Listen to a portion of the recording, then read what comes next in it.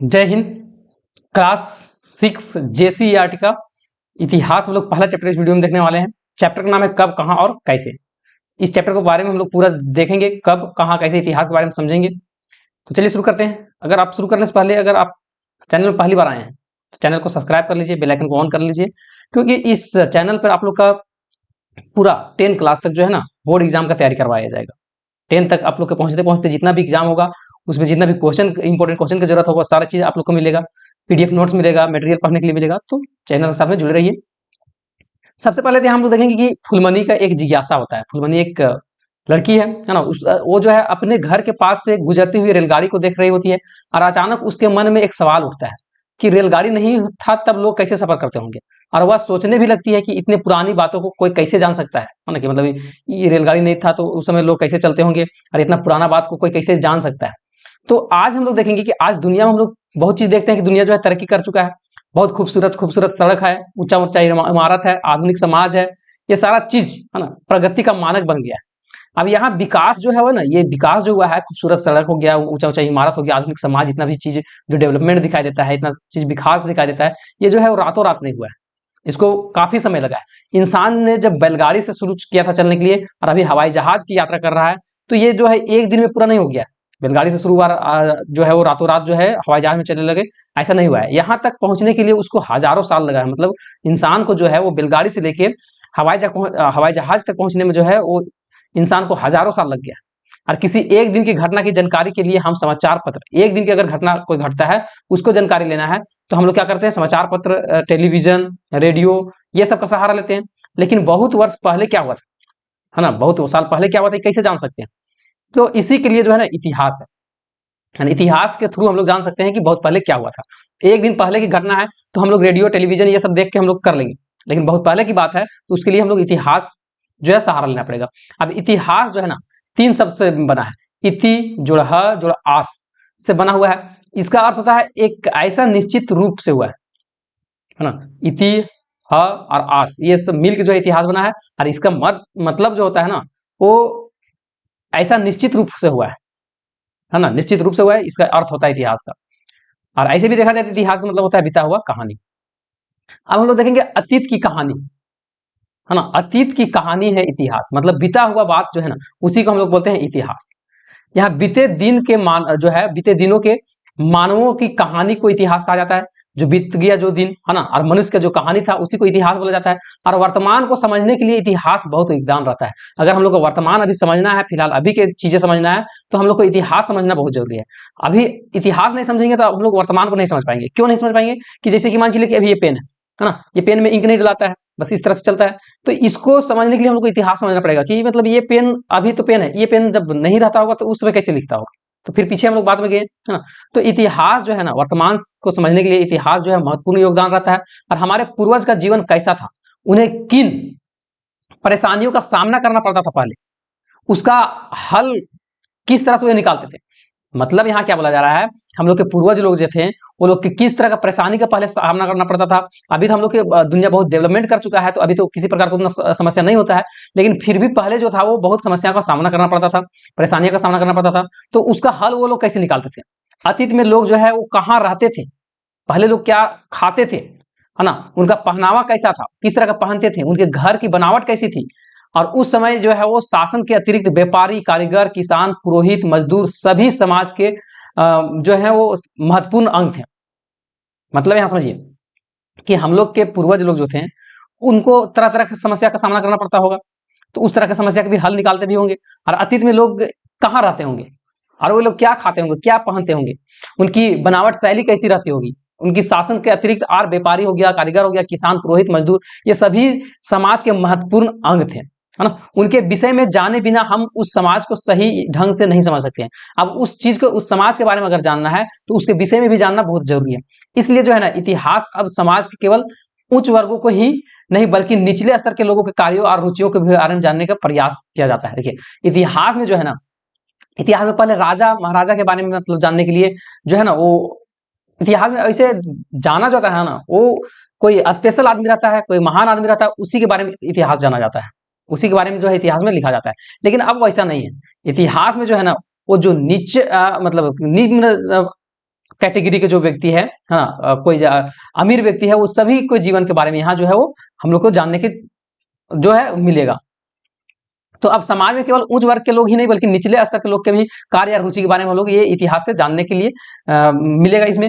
और वास्तव में है ना, फिलहाल जो है इतिहास सबसे ज्यादा जो है ना, ज्यादातर तारीख और घटनाओं और विशेषकर राजनीतिक घटनाओं से भरमार रहती है। देखिए इतिहास में जो है ना, अधिकतर जो है इतिहास में जो है वो क्या रहता है, ज्यादातर तारीख रहता है इतिहास में, है ना, कि किस तारीख क्या हुआ था। अधिकतर घटनाओं का, विशेषकर राजनीतिक घटनाओं का भरमार रहता है इसमें। राजनीतिक है ना, राजा महाराजा की ये सारा चीज के घटना इसमें इतिहास में भरा हुआ रहता है। लेकिन अब इतिहास में जीवन से जुड़ी विभिन्न पहलुओं का अध्ययन किया जाता है। अब इतिहास में जो है वो जीवन से जुड़ा अलग अलग पहलू के बारे में पढ़ा जाता है। और इतिहास को जानकर, इतिहास जो इस इतिहास को जो जानता है ना, इतिहास को जो समझता है, जो इतिहास को लिखता है, तो उसको जो है ना इतिहासकार बोला जाता है ना। जो इतिहास को जानता है, समझता है, उसको क्या बोला जाता है, इतिहासकार बोला जाता है। तो यहां तक तो आई समझ में आया होगा। अब यदि आप हजारों साल पहले गुफा में जिंदगी गुजारते तो आपके पास जो है, अपने पास खाने के लिए क्या साधन होते, है ना, यह जीवन कष्टकारी होता या आनंदमय। सोचिए अभी आप कि अगर 1000 साल पहले आप गुफा में हैं और वहां आपको किस तरह से जिंदगी गुजारना पड़ता, किस तरह के मतलब समस्या का सामना करना पड़ता है, या कष्टदायक जिंदगी होता है या फिर तो आरामदायी होता, वो चीज आपको बताना है। आगे आता कि क्या, क्यों आवश्यक है इतिहास का ज्ञान, इतिहास जानना क्यों जरूरी है, इतिहास नहीं जानेंगे तो क्या हो जाएगा। हाँ, इतिहास जानना इतना काहे जरूरी है, इतिहास नहीं जानने से क्या होगा। तो धरती पर मानव जीवन का अस्तित्व कई लाख वर्ष पहले से है। मनुष्य धरती में आया तो आजकल तो आया नहीं है, कई लाख साल पहले से है। तो हम अपने वर्तमान का अध्ययन अतीत के ज्ञान के बिना नहीं कर सकते।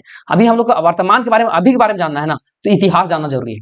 इतिहास नहीं जानेंगे तो वर्तमान का ज्ञान को हम लोग जो है वो बढ़िया से नहीं कर पाएंगे। तो वर्तमान में जो भी चीजें हैं, वर्तमान के बारे में अध्ययन करना है, तो अतीत जानना बहुत जरूरी है। अतीत के बिना वर्तमान नहीं होगा। तो इतिहास से सीख लेकर हम लोग अभी बेहतर काम करते हैं, है ना। जो चीज बीत जाता है ना, अब किसी के साथ कोई घटना घटा है ना, तो अब या फिर तो कोई पहले कोई गलती किया है, पहले किया है, तो उस तरह की गलती अब वो नेक्स्ट बार नहीं करेगा, है ना। तो काहे नहीं करेगा, क्योंकि वो इतिहास से कुछ नया करने के, मतलब इतिहास में उससे कुछ गलत चीज हुआ था, अब उस तरह की गलती फिर वो दोहराना नहीं चाहेगा। तो इसीलिए इतिहास से सीख लेकर हम लोग ना वर्तमान में जो भी चीज करते हैं वो बेहतर करते हैं, अच्छा करते हैं। और अतः इतिहास अतीत को समझने का प्रयास भी है। इतिहास जो है, इस इतिहास से ही हम लोग अतीत मतलब बीता हुआ चीज को प्रयास करते हैं समझने का। और इतिहास में हम न सिर्फ अपने देश के बारे में पढ़ते हैं, बल्कि पूरा दुनिया के बारे में इतिहास में पढ़ते हैं, है ना। अपने ही देश के बारे में नहीं, और पढ़ने के साथ साथ उनकी संस्कृति परिचित भी हम लोग होते हैं कि वहां किस तरह के मतलब संस्कृति था, किस तरह के विधि विचार था, है ना। महान लोगों की जीवनी और उनकी शिक्षाओं को पढ़कर उनसे जो है प्रेरणा प्राप्त करते हैं, है ना। महान लोग जो है, जैसे महान लोग में शिवाजी हो गए हैं, है ना, सम्राट अशोक हो गए, ये सब के बारे में जान के और उसका बाद जो है हम लोग जो है ना जीवन को और भी अच्छा, उन लोगों से बहुत सारा प्रेरणा प्राप्त करते हैं, उन लोगों से सीखने के लिए चीजें प्राप्त करते हैं। तो ये सारा चीज कहाँ से आ रहा है, इतिहास से आ रहा है। अब लोग पहले कहाँ रहते होंगे वो चीज हम लोग देखेंगे। तो प्रकृति ने भारत को एक विशिष्ट जो है वो भौगोलिक स्वरूप प्रदान किया है। उत्तर में हिमालय पर्वत की एक ऊंची दीवार के समान इसकी रक्षा करता है। इसके पूर्व में और पश्चिम में जो है और दक्षिण में सागर भी है तीनों साइड से। और भारत में लाखों वर्ष पहले लोग जो है नर्मदा नदी के तट पर रहते थे। एक मानचित्र दिखाया गया है, मानचित्र 1 में नर्मदा नदी को वहां देखना है आपको। और अपने भोजन के लिए वे जड़ हो गया ना, जड़, फल तथा जंगल के अन्य भी उत्पाद जो होता था उसको संग्रह करते थे, जमा करते थे, उसका बाद खाते थे। और पश्चिम और उत्तर की, है ना, यहाँ आप लोग के जो देखने के लिए बोले वो नक्शा देख सकते हैं। सुलेमान और किरथर पहाड़ियां का पता लगाना है यहाँ। उसी प्रकार इसी क्षेत्र में कुछ ऐसे स्थान है जहां लगभग 8000 वर्ष पहले जो है गेहूं और जौ जैसी फसलें का उपजाना शुरू किया गया था, है ना। और उन्होंने भेड़, बकरी, गाय, भैंस हो गया, है ना, बैल जैसे पशुओं को पालतू भी बनाना शुरू किया था, है ना, उसी समय से। अब ये लोग जो है गांव में रहते थे और उत्तर पूर्व में गारो तथा मध्य भारत में विंध्य पहाड़ियों के पता लगाना है आपको। इस चित्र में मानचित्र जो दिया गया वहां। और ये कुछ ऐसे क्षेत्र थे जहां कृषि का विकास हुआ है, जहां सबसे पहले चावल उपजाया गया था।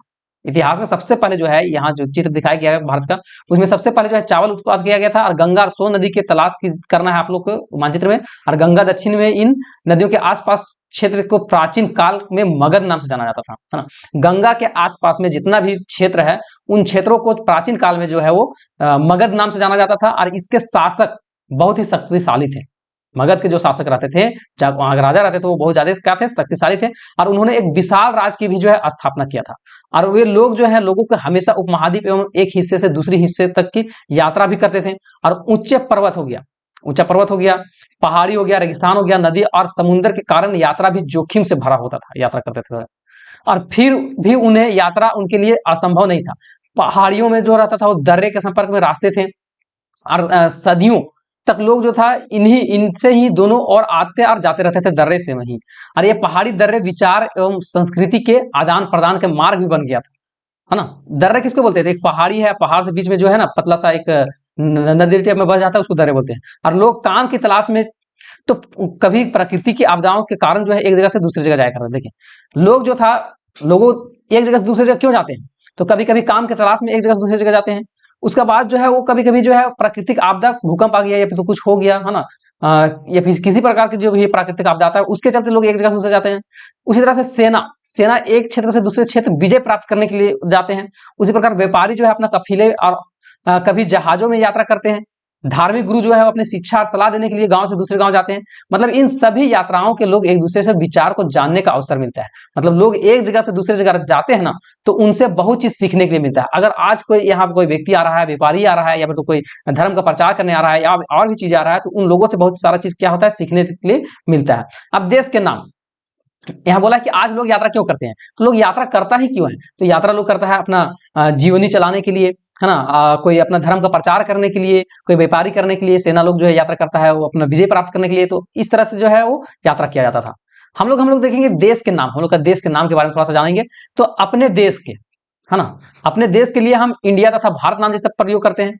इंडिया का शब्द होता है, इंडिया शब्द जो है इंडस से बना है, और इंडस का संस्कृत में इसको सिंधु कहा गया है ना। इंडिया जो है हम लोग के भारत के नाम क्या है, इंडिया, भारत, ये सब नाम से जानते हैं हम लोग। तो इंडिया जो है शब्द है वो इंडस से बना है। इंडस संस्कृत में इसको सिंधु कहा गया है, इंडस का मतलब। और ईरानियों और यूनानियों ने सिंधु को जो है हिंदोस अथवा इंडोस भी कहा है। और इसमें क्या है कि इस नदी के पूर्व में स्थित भूमि के प्रदेश को इंडिया कहा जाता है। अब यहाँ भारत का जो है प्रयोग उत्तर पश्चिम में रहने वाले लोग का एक समूह के लिए किया जाता था, जिसका उल्लेख ऋग्वेद में जो भी यहाँ मिलता है। और बाद में इसका इस्तेमाल जो है देश के लिए भी करने लगा। पहले जो था भारत का इस्तेमाल एक जगह के लिए किया जाता था, लेकिन बाद में इसको पूरे देश के लिए इस्तेमाल भारत करने लगा। और अरबों ने इस धरती को अल हिंद के नाम से भी जाना है ना। और अरबी लोग जो था, है ना, वो लोग ये भारत को जो है अल हिंद के नाम से जानता था। तुर्क लोग जो है वो हिंदुस्तान कह के भारत को पुकारता था। तो अब थोड़ा सा झारखंड के बारे में हम लोग जान लेते हैं कि वर्तमान में झारखंड का नाम भी प्राचीन काल से परिवर्तित होता रहा है, अलग अलग बार बदलते रहा है। विभिन्न ग्रंथों में झारखंड का उल्लेख मिलता है। इस क्षेत्र में का उल्लेख जो है वो एतरेय ब्राह्मण में मिलता है। इसमें एतरेय में ब्राह्मण में क्या है कि पुंड प्रदेश बोला गया है। वायु पुराण में इसको मुरंड बोला गया है। विष्णु पुराण में इसको मुंड बोला गया है। भगवत पुराण में इसको किक्ट प्रदेश बोला गया है। महाभारत में इसको दिग्विजय पर्व बोला गया है ना। ये सब झारखंड के पुंडरिक देश व पशु भूमि भी कहा गया है। मतलब झारखंड की भी इतना इतना नाम है। अब नेक्स्ट आता है कि पुराने समय में भारत किन किन नामों से जाना जाता था। भारत के पुराना समय में कौन कौन नाम से जानते थे वो आप लोगों को बताना है। अब भारतीय उपमहाद्वीप, यहाँ थोड़ा सा देखते हैं। तो भारत दक्षिण एशिया में स्थित भारतीय उपमहाद्वीप का सबसे बड़ा देश है। और भारत का क्षेत्रफल की दृष्टि से जो है वो 7वां नंबर आता है। और जनसंख्या की दृष्टि से भारत जो है वो दूसरा नंबर में आता है। दक्षिण एशिया की विशालता तथा एशिया के महाद्वीप के शेष भाग में जो है वो समुद्र हो गया, पहाड़ी तथा पर्वत के द्वारा जो है पृथक होने के कारण उपमहाद्वीप की संज्ञा दिया गया है। क्योंकि इस क्षेत्र में सबसे बड़ा देश जो है वो कौन है, भारत ही है। और अतः इसे भारतीय उपमहाद्वीप भी कहा गया है। और इसके अंतर्गत अन्य देश भी आते हैं, पाकिस्तान हो गया, बांग्लादेश हो गया, नेपाल हो गया, भूटान हो गया, श्रीलंका, ये सब आते हैं, है ना। तो फिर से थोड़ा सा हम लोग जान लेते हैं भारत के बारे में कि भारत दक्षिण एशिया में स्थित भारतीय उपमहाद्वीप का सबसे बड़ा देश है ना। और इसका क्षेत्रफल जो है, क्षेत्रफल की दृष्टि से विश्व का 7वां नंबर में आता है। जनसंख्या की दृष्टि से दूसरा नंबर में आता है। और दक्षिण एशिया को विशालता तथा एशिया महाद्वीप में शेष भाग, मतलब एशिया महाद्वीप में जितना देश है ना, उससे उसके बाद जो है ना उस सभी देशों से बड़ा जो है वो कौन है, भारत है। और समुद्र, पहाड़ी तथा पर्वत के द्वारा जो पृथक होने के कारण इसको उपमहाद्वीप भी बोला गया है। और इस क्षेत्र में जो है सबसे बड़ा देश है ना, इस क्षेत्र का सबसे बड़ा देश है वो भारत। और इसके अतिरिक्त भी जो है भारतीय उपमहाद्वीप कहा जाता है इसको। और इसके अंतर्गत और भी देश आता है, पाकिस्तान, बांग्लादेश, है ना, नेपाल, ये सारा चीज, भूटान, श्रीलंका। अब आता है काल निर्धारण। ये क्या होता है? तो काल के आधार पर इतिहास को 3 कालखंड में बांट दिया गया है ना। प्रागैतिहासिक काल, आध ऐतिहासिक काल और ऐतिहासिक काल। ये इतिहास को 3 भाग में बांटा गया है ना। तो अब हम लोग तीनों के बारे में समझेंगे।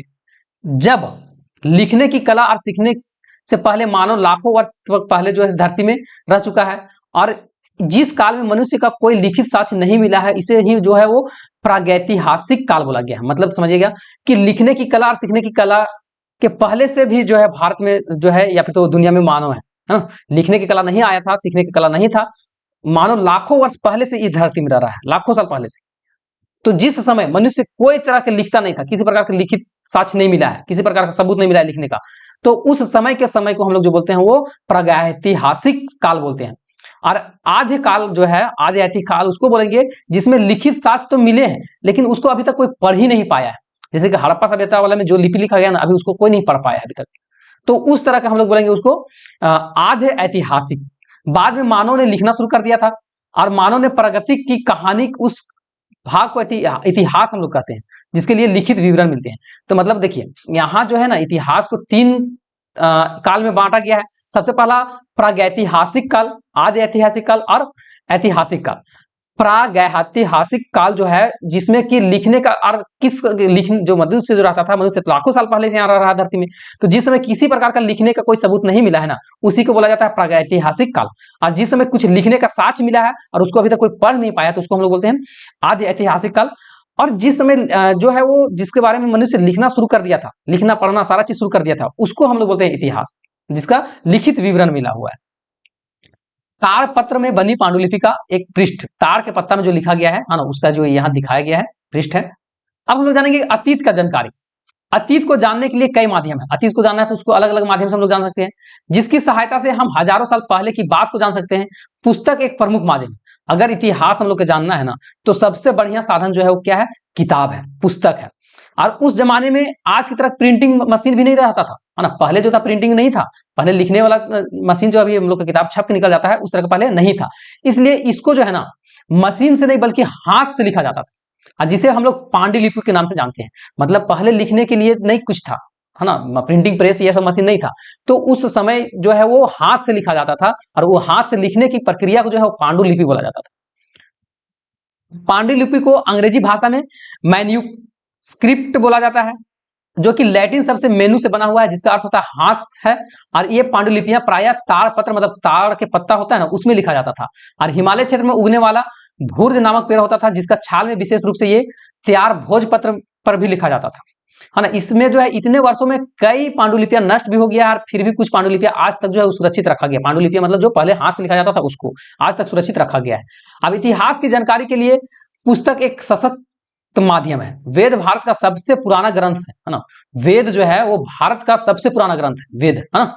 अब ये जो है वो उपनिषद, महाकाव्य, रामायण, महाभारत, पुराण, बौद्ध एवं जैन धार्मिक साहित्यों से भी इतिहास की जानकारी मिलता है। ये सब ग्रंथ है, और इनमें से धार्मिक मान्यताओं एवं व्यवहारों की, राजाओं की जिंदगी, औषधि भी, मतलब औषधि के बारे में मिलता है। बहुत सारा किताब मिलता है, पतंजलि की किताब है, और बहुत सारा मतलब ये आयुर्वेदिक जो औषधि होता है ना, दवाई के बारे में, उसके बारे में भी किताब पहले का लिखा हुआ है ना, जिसको हम लोग बोलते हैं कि आयुर्वेदिक है, आयुर्वेदिक। तो आयुर्वेदिक वहां लिखा गया कि इस दवाई, मतलब इस पेड़ से इस चीज का दवाई बनता है, इस पेड़ से इस चीज का दवाई बनता है, इस जड़ी से इसका दवाई बनता है, वो सारा चीज, है ना। तो इतिहास की जानकारी के लिए पुस्तक जो है क्या है? एक सशक्त माध्यम है। पुस्तक से ही हम लोग इतिहास को बहुत अच्छे तरह से जान सकते हैं। वेद जो है भारत का सबसे पुराना ग्रंथ भी है, और उपनिषद, है ना, महाकाव्य भी है। पुराण हो गया, बौद्ध एवं जैन धार्मिक साहित्य, इतिहास की जानकारी, ये सारा चीज इसमें मिलता है। और इसमें धार्मिक मान्यताओं, व्यवहार के बारे में भी है, राजा की जिंदगी के बारे में भी है, और औषधि के बारे में भी लिखा हुआ है, दवाई के बारे में भी लिखा हुआ है। और चंद्रगुप्त मौर्य के प्रधानमंत्री चाणक्य की रचना अर्थशास्त्र, है ना। चंद्रगुप्त मौर्य जो है ना, चंद्रगुप्त मौर्य के प्रधानमंत्री कौन थे? चाणक्य था। और चाणक्य के द्वारा एक किताब लिखा गया जिसका अर्थशास्त्र है ना, और वह कश्मीरी व कवि कल्हन की राज तरंगिनी जैसी गैर धार्मिक पुस्तक से भी भारतीय इतिहास को समझने में आसानी होती है। और कई विदेशी लेखक ने भी भारत के इतिहास के बारे में लिखा है, भारत के बारे में लिखा है। भारत जो है ना, प्राचीन भारत के भारतीय इतिहास के बारे में ज्यादातर जानकारी हमें पुरातत्व से मिलता है। मतलब पुरातत्व मतलब किसी तरह के साक्ष्य से मिलता है। थोड़ा सा इधर कुछ पॉइंट था, है ना। भारतीय इतिहास का स्रोत साहित्य स्रोत है और पुरातत्व स्रोत है ना। साहित्य स्रोत में जो है वो धार्मिक साहित्य, गैर धार्मिक साहित्य आता है, और पुरातत्व में स्मारक, अभिलेख, सिक्का, ये सब आता है। तो हम लोग यहाँ थोड़ा सा एक और पॉइंट जानेंगे कि यूनान के प्राचीन लेखक हेरोडेटस को इतिहास का पिता बोला जाता है। यूनान का एक प्राचीन लेखक है हेरोडेटस, और उसको इतिहास का बाप, मतलब इतिहास का पिता बोला जाता है। और अपनी पुस्तक हिस्टोरिका में जो है वो 5वीं शताब्दी ईसा पूर्व के भारत के फारस के संबंध के बारे में वर्णन किया है। मतलब भारत और फारस में किस तरह का संबंध था उसमें, उसके बारे में। अब विभाग द्वारा जुटाए गए सबूत भी मिलता है। प्राचीन काल में अवशेष का अध्ययन को पुरातत्व विज्ञान कहा गया। देखिए, प्राचीन काल में जो भी अवशेष का अध्ययन किया जाता है ना, प्राचीन काल में जितना भी अवशेष था और उसका बारे में पढ़ा जाता है, जैसे प्राचीन समय में बहुत सारा चीज साक्ष्य मिला है और उसके बारे में जो चीज पढ़ा जा रहा है उसको हम लोग बोलते हैं पुरातत्व विज्ञान कहा जाता है। और अवशेषों को जो है ना, स्मारक, अवशेष में क्या क्या मिला होगा, तो स्मारक मिला होगा, सिक्का मिला होगा, है ना। स्मारक मतलब दीवार, ये सब, सिक्का, मिट्टी के बर्तन, पत्थर तथा धातु के औजार, प्रतिमाएं, मूर्ति, ये सब अन्य प्रकार की चीजें मिला होगा। देखिए यहाँ मिला है, प्राचीन नगर से प्राप्त पात्र हो गया, प्राचीन के चांदी का सिक्का यहाँ मिला है जो कि लगभग 2500 वर्ष पहले का होता था। तो स्मारक में, है ना, स्मारक में प्राचीन इमारत मिला, मंदिर मिला, मूर्तियां मिला, इनमें से विभिन्न युगों की सामाजिक, धार्मिक और आर्थिक परिस्थिति की जानकारी भी मिलता है। शिलाओं के खंभे, शिलाओं मिला, खंभा मिला, पत्थर की दीवार मिला, मिट्टी का तथा पत्थर के छोटे छोटे फलक मिले, उस पर जो है उकेरे गए लेख भी मिला है। ये सब हम लोग को जो है जानकारी का महत्वपूर्ण माध्यम है। और उत्कीर्णीय लेखों के अध्ययन से जो है एपिग्राफी कहा जाता है। और लिखने का सबसे पुराना जो था ना, सबसे पुराना प्रणाली जो है हड़प्पा के मुद्राओं में पाया गया है ना, हड़प्पा के रुपयों में पाया गया है, पैसा में पाया गया है ना। तो लिखने की सबसे पुरानी प्रणाली जो है हड़प्पा के मुद्राओं में पाया गया है, जो कि अभी तक उसको कोई पढ़ नहीं पाया है ना। हड़प्पा से जो भी चीज लिखा था उसको अभी तक कोई नहीं पढ़ पाया, लेकिन उसे पढ़ने में अभी तक सफल नहीं मिला है। और सिक्के भी ऐतिहासिक जानकारी का स्रोत भी है। प्राचीन काल में चांदी और सोने के, तांबे के सिक्के प्रचलन में थे। देश में पहली बार जो है लिखित स्वर्ण के सिक्का हिंद यवन शासक ने चलाया था। मतलब हम लोग का देश में जो है सबसे पहले जो है ना, सबसे पहले स्वर्ण मतलब सोना का सिक्का जो है हिंद यवन के शासक लोग चलाए थे। उसी प्रकार हस्तलिपियां भी प्राचीन काल की जानकारी का एक स्रोत है। हाथ से जो लिखा जाता था प्राचीन काल के बारे में हम लोग का जानकारी देता है। पाली और प्राकृतिक भाषा में हमारे देश में कम बोली जाती थी। हम लोग की जो पाली भाषा है और प्राकृतिक भाषा है जो हम लोग देश में कम बोली जाती है। और कई किताब में संस्कृत और अरबी भाषा में है, बहुत सारा किताब जो है वो संस्कृत भाषा में लिखा गया, अरबी भाषा में लिखा गया। और दक्षिण में बोली जाने वाली तमिल भाषा में भी जो है वो काफी पुराना साहित्य मिला हुआ है। ये था हम लोग के इतिहास के बारे में। अब यहाँ आता है कि सिक्के का अध्ययन, है ना, जो सिक्के के बारे में पढ़ा जाता है उसको न्यूमिस्मेटिक्स बोला जाता है, अर्थात मुद्रा शास्त्र कहा जाता है। दक्षिण भारत में अरिकमेंडू, जो पांडुचेरी नामक स्थान की खुदाई में रोमन सिक्के मिले थे और जिनके प्राचीन काल में रोम तथा दक्षिण भारत के बीच में व्यापारिक संबंध को भी पता चलता है। अब प्राचीन काल में झारखंड के बारे में थोड़ा सा जान लेते हैं, है ना। प्राचीन काल में झारखंड हम लोग के अपना राज्य के बारे में थोड़ा सा जानते हैं। तो प्रागैतिहासिक काल में छोटा नागपुर, वर्तमान में जो है झारखंड में, घनघोर जंगल से घिरा हुआ था और भौगोलिक स्थिति से इस क्षेत्र में काफी लाभ हुआ है। मतलब यहाँ जंगल होने की वजह से जो है इसका बहुत लाभ मिला है। गुप्त वंश के शासक जो थे, है ना, वो गौड़ शासक जो था उसको शशांक को छोड़कर प्राचीन भारत के लिए किसी भी राजवंश के जो है इस क्षेत्र में अधिक समय तक नहीं रहा। देखिए भारत में जो है झारखंड, अब झारखंड के बारे में हम लोग जान रहे हैं थोड़ा सा कि प्रागैतिहासिक काल में जो था छोटा नागपुर, जो कि फिलहाल अभी झारखंड में है, और घनघोर जंगल यहाँ था, पूरा जंगल से घिरा हुआ था। और इसी के चलते जो है ना इसको बहुत लाभ मिला था। गुप्त वंश के शासक जो थे, है ना, और गोंड शासक जो थे, उस सबके छोड़ के प्राचीन काल में कोई ऐसा राजवंश नहीं था जो कि इस क्षेत्र पर ज्यादा दिन तक जो है ना वो शासन कर पाया था। कोई नहीं वैसा था। अब झारखंड के विभिन्न जिलों में पाषाणकालीन औजार व उपकरण की बड़ी मात्रा में भी प्राप्त मिला है। पुरातत्विद के अनुसार झारखंड के आदिकाल से ही मानव यहाँ रह रहे हैं। हजारीबाग जो है ना, हजारीबाग के जिले में इसको में एक समतल शिलाखंड है और उसको प्रागैतिहासिक मानव द्वारा जो है वो चित्रकारी का एक नमूना भी मिला हुआ है वहाँ हजारीबाग में। और कई स्थलों पर जो है कुल्हाड़ी, फलक, बैंधनी, खुरचनी, बैधक, तछनी आदि पत्थर भी वहां से मिला हुआ है। अब छोटा नागपुर में असुर जनजाति को सबसे पुरानी जनजाति माना जाता था। छोटा नागपुर में असुर जो रहता था ना, असुर जनजाति के लोग जो रहते थे उनको सबसे पुराना जनजाति वहां को माना जाता था, है ना। और यहाँ उसके समय पर ईंट भी मिला हुआ है, जिसकी लंबाई, ईंट का जो लंबाई था 17 इंच और चौड़ाई 10 इंच था और मोटाई जो था 3 इंच था। और ये प्रागैतिहासिक असुर सभ्यता का ही जो है एक कोटि था। और रांची में गजेटियर जो 1917 ईस्वी में जो है असुरकालीन बहुत से अवशेष वहां मिला हुआ है। आधार पर यह निष्कर्ष भी निकाला गया है कि मुंडा, उरांव आदि जातियां आगमन से पूर्व क्षेत्र इसमें जो है एक भिन्न सभ्यता विकसित था। मतलब मुंडा ये सब आया ना, उससे पहले भी यहाँ लोग रहता था और भिन्न सभ्यता था यहाँ। और संभव है कि यह सभ्यता असुर जाति का ही रहा होगा। इस तरह से माना जाता है कि असुर सबसे पहले रहते थे। और प्राचीन काल में झारखंड से होकर वर्तमान में उड़ीसा, मध्य प्रदेश और उत्तर प्रदेश तक जो है अनेक रास्ते भी बना हुआ था प्राचीन काल के समय में। और उस मार्ग से लोग जो है सेना, व्यापारी और तीर्थयात्री भी जो थे वो गुजरते थे। तो ये चैप्टर जो है खत्म होता है ना। यहाँ थोड़ा सा इतिहास में जो है वो समय के बारे में बताया गया है कि ईसवी और ईसा पूर्व के बारे में, है ना। तो उसके बारे में लोग थोड़ा सा जानते हैं।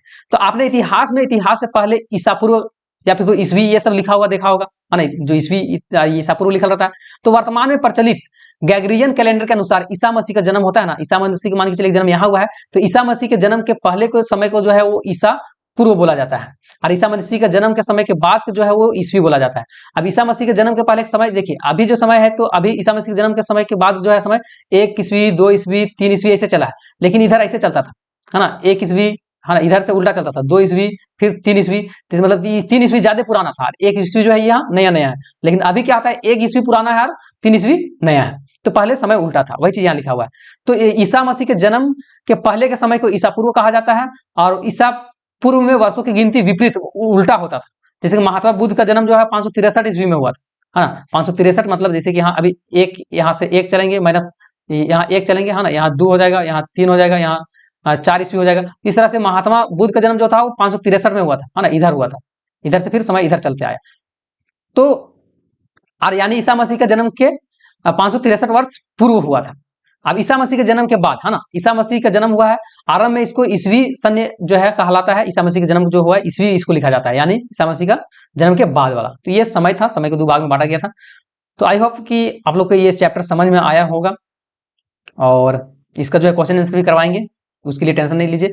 हम डायरेक्ट क्वेश्चन आंसर भी करवाते हैं, लेकिन जो है कि जब तक अगर कॉन्सेप्ट नहीं क्लियर करवाते हैं ना, क्वेश्चन आंसर करके फायदा नहीं है। मिलते हैं फिर क्वेश्चन आंसर वाला वीडियो में, तब तक के लिए जय हिंद।